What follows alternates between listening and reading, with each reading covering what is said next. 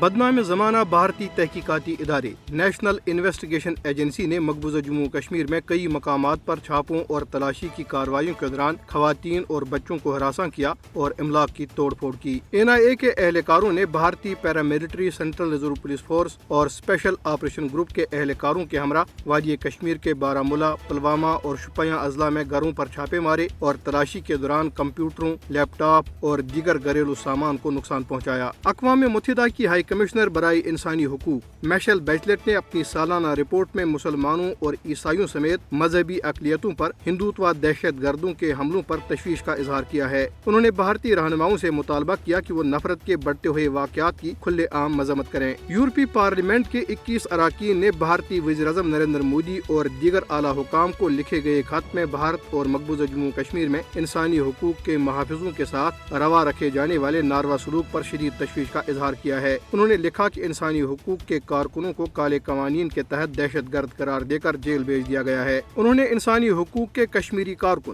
خرم پرویز کی نظر بندی کا خاص طور پر ذکر کیا اور افسوس کا اظہار کیا کہ غیر قانونی سرگرمیوں کی روک تھام سے متعلق کالے قانون UAPA کے تحت نظر بند خرم پرویز کو مقبوضہ علاقے میں انسانی حقوق کی خلاف ورزیوں کی دستاویز مرتب کرنے پر بھارت کی ایک انتہائی گنجان اور گلیز جیل میں رکھا گیا ہے۔ خواتین کے عالمی دن کے موقع پر منعقدہ ایک ویبنار میں مقررین نے کشمیری خواتین کی حالت زار پر اپنے شدید تحفظات کا اظہار کرتے ہوئے کہا ہے کہ بھارتی ریاست خواتین کے خلاف تشدد کو کشمیری عوام کی سیاسی خواہشات کو دبانے کے لیے ایک ہتھیار کے طور پر استعمال کر رہی ہے۔ ویبنار سے دنیا کے مختلف حصوں سے تعلق رکھنے والے ممتاز انسانی حقوق کے کارکنوں، ماہرین تعلیم اور بین الاقوامی قانون کے ماہرین نے خطاب کیا۔ اس موقع پہ مقررین نے کہا کہ مقبوضہ کشمیر میں خواتین کے خلاف تشدد کو بھارتی ریاست نے کشمیریوں کی حق خود ارادت کی جائز سیاسی جدوجہد کو دبانے کے لیے جنگی ہتھیار کے طور پر استعمال کیا۔ انہوں نے کہا کہ اس تنازع نے کشمیری خواتین کی زندگیوں پر تباہ کن اثرات مرتب کیے ہیں جو 1989 سے بھارتی ریاستی دہشت گردی کا شکار ہیں۔ انہوں نے افسوس ظاہر کیا کہ بھارتی حکومت کونن پوش پورہ گاؤں میں کشمیری خواتین کی اجتماعی عصمت دری میں ملوث اپنے فوجیوں کو انصاف کے کٹہرے میں لانے میں ناکام رہی ہے۔